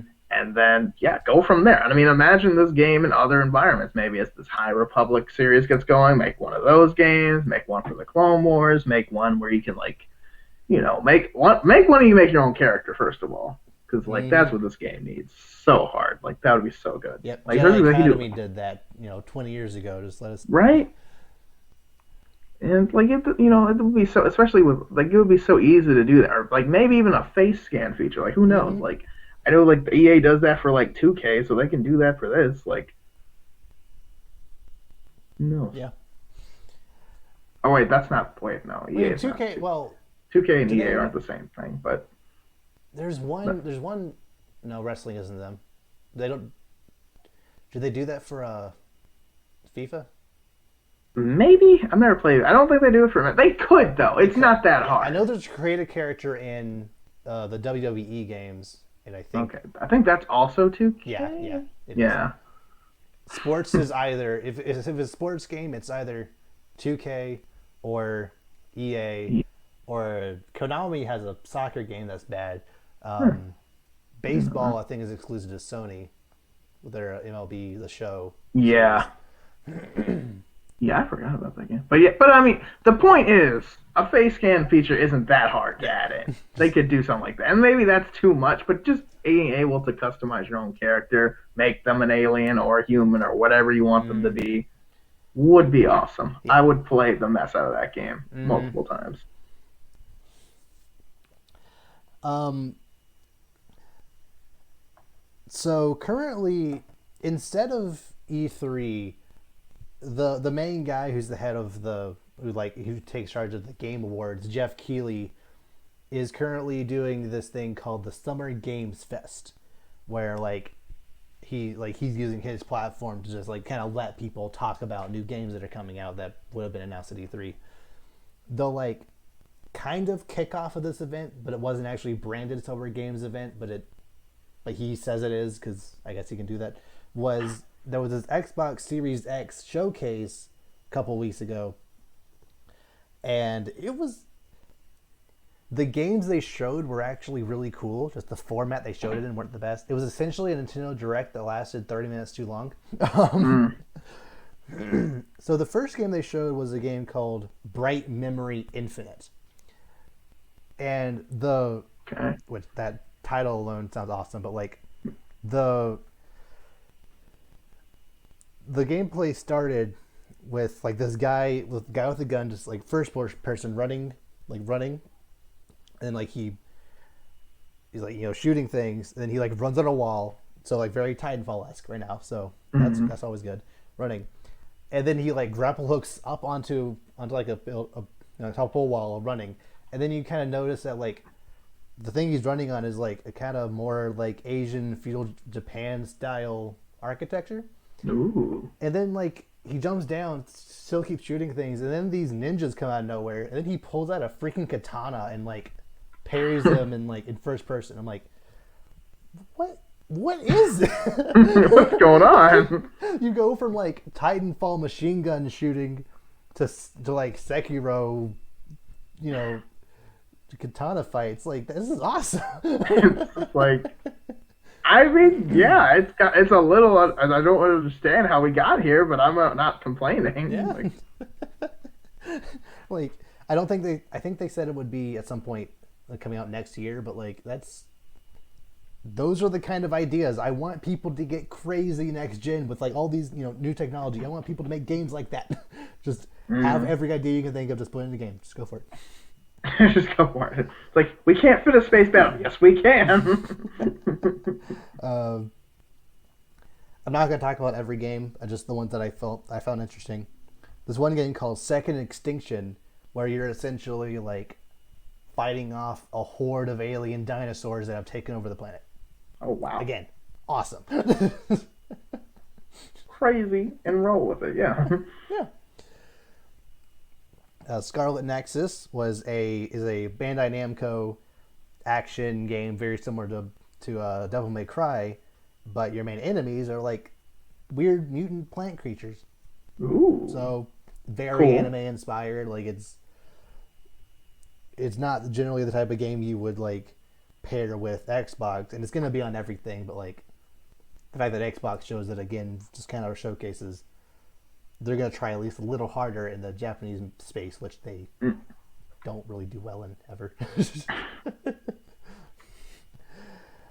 And then the like big thing that they were trying to pitch this, because every Nintendo Direct they are always like, come in for 30 to 40 minutes, whatever, of new game announcements with like Mario Odyssey or whatever being like the main showcase piece. Right.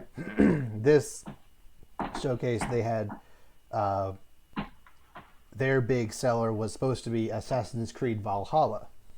Yeah. And they had a trailer for it a week or so before this happened, and a couple of days later Ubisoft is like, okay, show up at Microsoft's thing for the first look at gameplay. There was no gameplay. False advertising. Just another CG trailer that like could maybe do probably all the things you did in that trailer you could probably do while playing. And there was like literally 1 second of like third person swinging an axe cut to black. A couple of seconds. That's not a gameplay trailer. That's not gameplay. You don't have an entire event focused on Assassin's Creed gameplay if you're not going to do Assassin's Creed gameplay. It's just CGI trick. Yeah. I was really hoping that this would be, this would be a trend that was just a thing for Gen 8, but nope, it's apparently going to keep going into the next gen. It's the whole thing. I mean that's just kind of what they're doing at this point. That's just what it is, I guess. I don't know, but I don't know. Overall, I think what they showed was very solid, but that was kind of the vibe of the entire showcase. It was like, oh, these games look cool, but I don't know what the actual game is. There wasn't really much gameplay. Bright Memory Infinite was really the only game that showcased entirely gameplay. What do you think for a game showcase? You want to see gameplay, but okay, whatever. My mistake for thinking the gameplay section would actually consider gameplay. Yeah. I apologize. And well, the other major event so far that's happened for the Summer Games Fest is the announcement of Tony Hawk Pro Skater 1 and 2 Remaster. Which, have you played any of the Tony Hawk? I did, yeah. Back on like Game Boy, like Color, almost. I want to say like Game Boy Advance. Advance, probably. Yeah, maybe. I think I had one of them, maybe 2 or 3 on like the Game Boy like Color, but like yeah, those. I don't remember much, but yeah, I remember those being a thing. Okay. But yeah, is there a huge demand for that? I don't know. There's been a huge demand for Pro Skater 1 and 2 specifically. The game. Really? Yeah. Like those two on the PS1 and 2. I think they were PlayStation 1 games, if not PlayStation 2. And like they're like considered some of the best games on those platforms. Okay. Well, excuse me. I didn't know. My bad. And they're made by the same people that remastered the Crash and Spyro games. Okay, yeah, they'll do it right then. Yeah. There's like one super small detail in like the remastered Spyro that I didn't like. Everything else was perfect. What was that? It was the sound that characters on a certain level made, and like I remember it like it was one of the first memories I have of Spyro, and they changed the sound and it sounds different. And me and my brother both were like, "That's not the idle sound." Like I have a very similar story with Pokemon Ruby and Sapphire. You ever play Ruby and Sapphire? Yes, I think I have Sapphire. Yeah, I think I have Sapphire I think I have it right here. Okay. But yeah. Well, there's one route in particular that like is iconic for its just insane use of the trumpet. Like the entire soundtrack of Ruby and Sapphire like is heavy on the trumpet. Mm-hmm. But this one in particular is just like do do do do do do do do do do do do do womp womp. It's like so loud. It's so extra. Like it doesn't need to be that loud. You're like and like I love like that's my favorite song, or at least one of like right now like my favorite song from that game. And then when the remix came out in the 3DS, they just kind of toned it back. And I'm like, why? It's just do do do do do do do womp womp. And you're like, no, it needs to be obnoxious. That's what. Yeah, that's kind of the entire the case for that entire soundtrack. Like, there's 2 songs that are unique. I think there's 2 unique to that game that are very good. They just don't really fit the other like the motif of the rest of the game. And then all of the other songs in the remakes just kind of don't feel the same. They're just they lack the character of the original, which I feel is kind of the case with Pokemon overall. Like they had to work with what they had with sprites and chiptunes, and when they moved to 3D, it just kind of lost all its charm. But that's a different discussion. I still love Pokemon, but like they were better when they were sprites. Whatever. I feel that just like a little thing in a remake, like you have such fond memories with these as a kid, and then they change it. Even if the change makes sense, you still yeah, or like it's such a minute change. It's probably just like, oh, we lost the original sound footage, but it's like, no, that is not. No, you know how it's supposed to sound. That's not. And you just like, I don't like it. Like I was because I was so excited to go to that level. I was like, oh, this is the level. I'm pretty sure I don't remember which. I think it's Idle Springs. I'm pretty sure. Like if people like viewer, if you guys know what I'm talking about, you know what I'm talking about. Like it's like there's a YouTube video of just the sound. I'll send the video to you. This sound, and then everyone in the comments are just like, this was the only thing missing from the remaster, and it's just like so little, but such a big deal. Yeah. Like, but yeah, I have Sapphire right here, so like, yeah, I get you. Yeah, right? It's Route 114. If you ever just wanted to pop it in. Okay, I'll probably Otherwise, like look it up on YouTube or something. Yeah. And it's very similar to that on the like comments of the remake soundtracks. Like this isn't the same. Right? Like like little stuff like that. It's like, man, it just puts you in a bad mood. Just like, dang, man. Like, But kind of going on that, Tony Hawk Pro Skater 1 and 2 remake, they emphasized in that trailer that they got pretty much all of the same artists to come back to like license their music for it, because that was the main, on top of the gameplay being fantastic, the soundtrack was like so 90s and early 2000s that if they had a different soundtrack it just wouldn't be the same game. But they specifically said these same artists license their music for it again, so it's going to be the same feel, which is fantastic. That is, and that's always huge with a remake, like just having, because you want to feel the same way just now, so having the same music, the same game, stuff like that, like that's huge.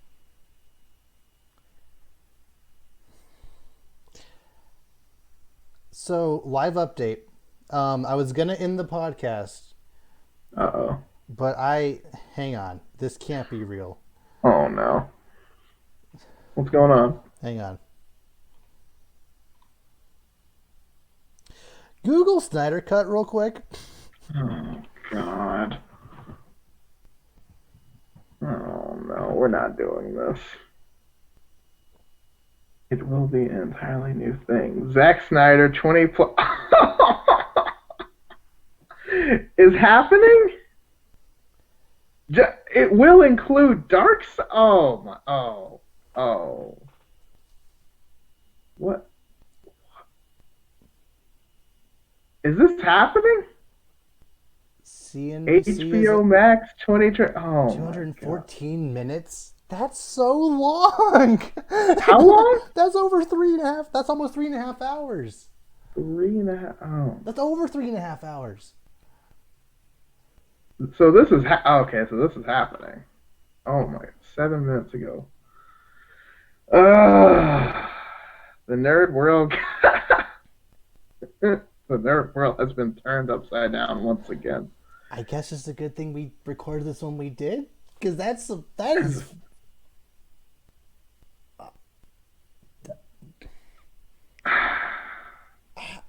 This is okay. So wait a minute. Talking about how it's not going to happen. Oof. Well, there's that. But look, I mean, oh my God, you can't be serious. No. It's gonna be bad, right? Yeah. No, this isn't gonna be good. This isn't gonna save anything. This movie's still gonna be.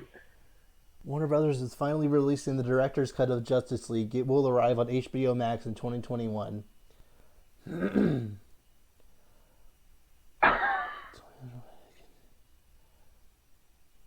Are you serious? This is happening? This is actually happening.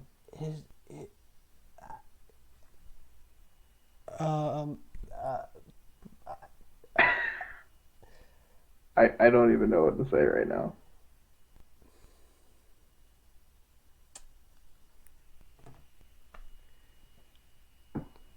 I okay, Are you? okay, okay. So I've had time to collect. It's weird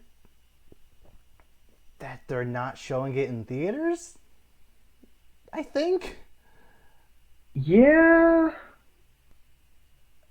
and especially if it's slated for next year, so it's not about the current issue. It's more just I think the idea is that they want people to download and pay for the HBO Max subscription, mhm, and this is the hook. yeah, and you know those fanboys will do it too.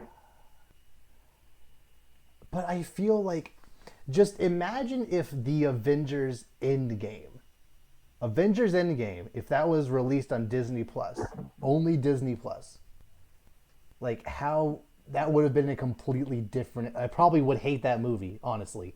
Like I'm being exaggerating, but like the main reason I adore that movie as much as I do is because of the crowd reaction to In the theaters, stuff that yeah. happened.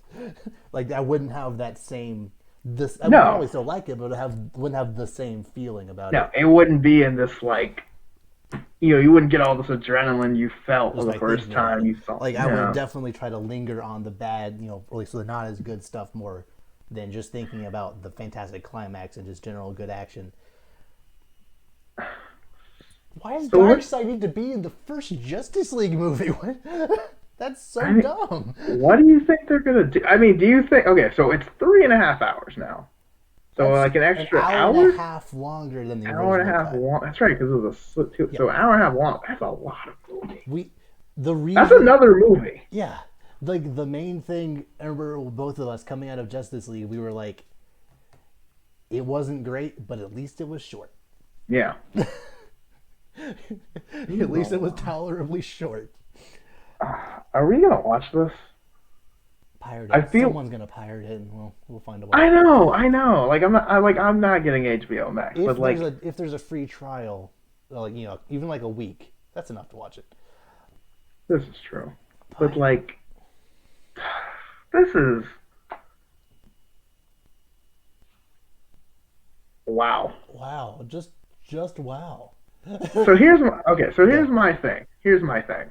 So okay, maybe the Snyder Cut is real. Maybe they're doing it. But here's my: is this really gonna make the movie better though? No, it's gonna Like, make it worse. I almost guarantee it. If it's anything like Batman versus Superman, it's gonna be worse. it's gonna be worse. Like, it's not gonna make any sense.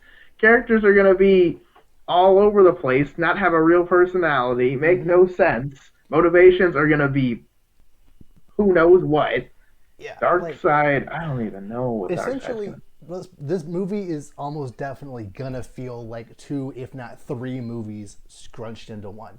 Yeah, Like Endgame earned it because of this 22, 23, I think, movie saga leading up to this. So it was allowed to be 3 hours because it finished had that everything. era. Here, it's the first after five movies. Like you don't deserve that yet. You can't. No, you have not earned, and not like these 5 movies were knock them out of the park. 2 of those maybe were all right, but Yeah, like, and like it makes perfect sense to have Steppenwolf be in part one, and then maybe have Darkseid be in the sequel. That just kind of makes sense. yeah, you don't start with Thanos in the first Avengers Yeah, movie. You work your way up.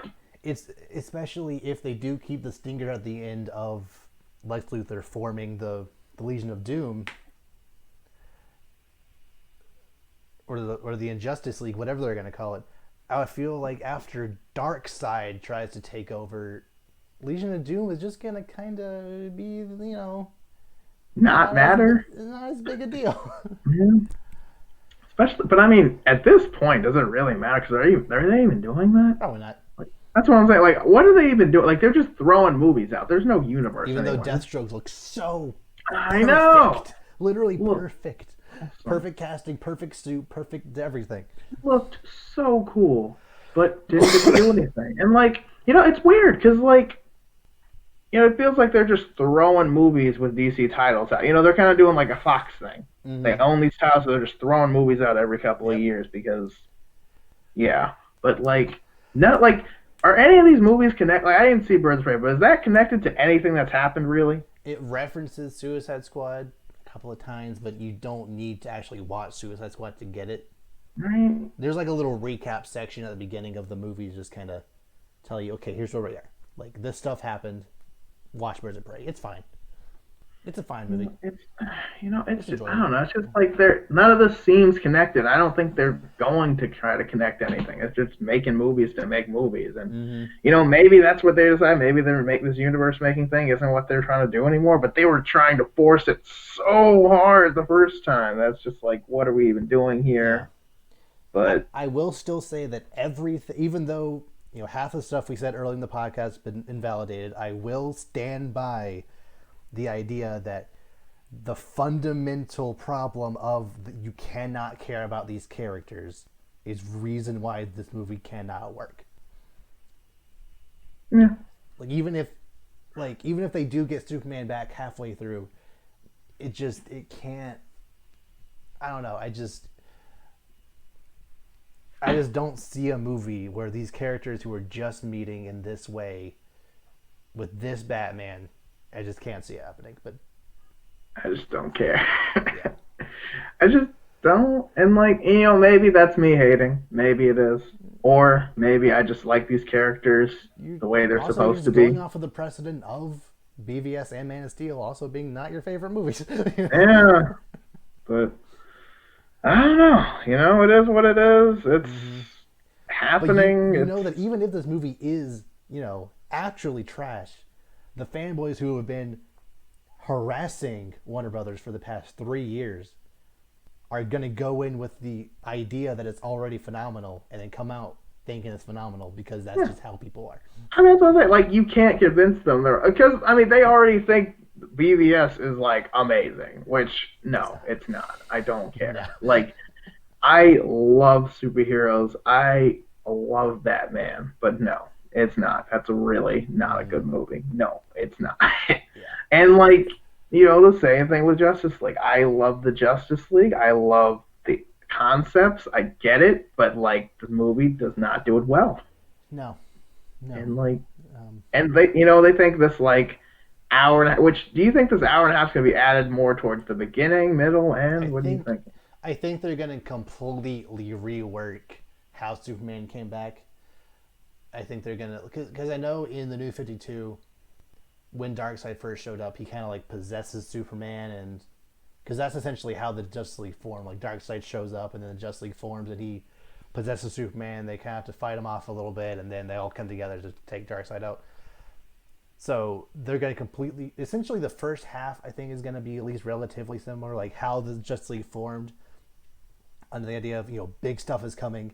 Batman's like I need a contingency plan in case that Omega symbol does just show up out of nowhere, and then they'll actually show Flash going back to tell Batman about it, and then like they'll probably still have the like probably the end of Act Two will be essentially a 3.5 hour movie will be Steppenwolf being defeated, and then they'll have another hour of Darkseid stuff. That's my guess. Okay. Okay. I mean, all right. We'll see. Maybe it'll be good, but on Maybe the no, chance that maybe. it is, I mean, I'm it at least won't be. happy for the people who have been wanting this. I'm happy for Zack Snyder to finally finish his vision. I guess, even though it's flawed, I I don't just care. I I'm not gonna pay for HBO Max to get it, No, but never. there's at least a chance that I might do the free trial and just try it out. I don't I know. don't. I don't think I won't, because I don't really want to watch Justice League. I wouldn't. I don't want to watch Justice League now, so I don't really want to watch an hour and a half more. I'll see what the first if there's a trailer or like if reviews are like actually genuinely at least decent. I don't know. I hope it's just its own standalone thing, and then they just kind of continue the trajectory they were going with 84 and the Batman. I guess I don't know. Because like I didn't like it. I didn't like Zack Snyder with the characters before this movie, so I have no reason to think I'm like him after, even Yeah. with his whole vision realized or whatever. Because it's just like There's a chance I even might like Wonder Woman less. I don't know. that's what I'm saying. Like, but wow, there. See, this usually happens after we're Right done. after. Like if we had started this 10 minutes before, like it would have. Would have completely missed Yeah. out, and then would have been like, well, Well, everything. But yeah, I will be the first to say that I was wrong. I didn't even think it was gonna ever yeah. happen. I thought it was just gonna be a meme and a battle cry, and But now, see, the thing is though, now he's got to back it up because Yes. we've been Yes. talking about this for years, and they were saying, they've been talking like this is the greatest movie ever, all Mm-hmm. this stuff, and then watch this be trash, and then Watch it be trash. Yeah. like I'm kind of excited for it to crash and burn. But see, that's the thing. They think what we already got was amazing. They think these terrible things are amazing. So It you can't even argue with them and like be like this is trash. Like it you can't. can't be worse than the Joss Whedon kind of directed Justice League, right? It can't be worse than that. Aside from it being an hour and a half longer, Yes, right? it can. I can't. It can definitely be worse. It can definitely be worse. Like especially if you see. My thing is if you add all this time and nothing that matters happens, Mm-hmm. it'll be so much worse. Yeah. Or if you add all this time and I feel like they're gonna have all this extra time and it's just gonna be these useless scenes that don't build any characters Mm-hmm. that have no real development, and then at the end, oh, but they had Superman in a black suit, or oh, Darkseid made like a 2 second cameo, and then that's it. I Like have a there's very strong feeling that they're gonna try to have Darkseid be like the big fourth act villain, but they don't realize or why Thanos worked because his presence had been building for 20-ish movies, so they just kind of like him being the big bad of Infinity War and in Endgame meant something to most of these characters, whereas here Steppenwolf doesn't mean anything to anyone aside from maybe Aquaman and maybe Wonder Woman because of the just history they know. Doesn't mean anything to Batman aside from that vision, but like that doesn't mean anything for that's only one movie of setup, which it ain't gonna work. uh, Look, if it comes out next year and I somehow think, you know what, this is pretty good, I'll be the first one to say I will. yeah, However, because that like, having Darkseid be your big bad can work. It worked phenomenally for the Justice League Unlimited cartoon. Like he showed up a couple of times throughout the show, and like, well, it helped that he started out as the finale villain of the Superman animated series. So Superman already had a beef with him when he showed up in Justice League, and then the finale of that show is him coming back. Like you have that through line. If he just shows up in this one, like I'm here, I'm the bad guy. Woo, it's like no. If it, I guess it could be done well. And again, I'll eat my words if it does somehow. I just can't see it being done well right now. I have no faith in this whatsoever. But I didn't have faith it would actually be happening in the first place. So there's that.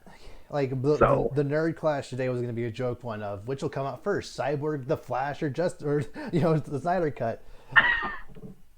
Apparently, the Snyder Cut's coming out. Apparently, Those other movies has been in production since like 2017 or whatever. Something like that. I mean, there's other movies I don't think are even going to be made. I mean, especially Cyborg. Like, no. Which just kind of been a joke one, but. But hey, well, there it is. Okay. Snyder Cut is coming out, I guess. We'll see if it's any good. My money's on no, but again, it depends on who I bet with, because some people will die on a hill saying it's amazing, even if it's not. But who cares? I mean, look, the fanboys are getting what they asked for. Good for them. Yes. They deserve something, I guess. All we need now is for Disney to remake The Last Jedi, and then we're golden. It's like, oh man. Joking, obviously. Like, it's just, man. Like, I don't know, man. But see, I don't want this to be a trend of major studios exactly. curtailing I to don't fan want boys. that. I don't want that to happen. I just like always like, oh, we don't like this, so the fans are deciding I mean, that's that kind we're of what gonna change happened this with just Rise of because, Skywalker. like that's not. Yeah, that's not a good. It's not a good Hmm. thing to go. But But but uh, hey, it's apparently happening somehow. somehow. But Okay. that was fun. Is there anything else that we need to talk I about? don't think there's anything that can top No, that. because my brother just messaged me like while we were doing this, like Snyder Cuts real. I was like, no, you're joking. Oh, huh, He's like, no, it's not. Stop messing with me. Sends a link. Oh no. oh. Okay. And with that, we will, let's try that again. With that, we will see you all next time. It's just like I can't.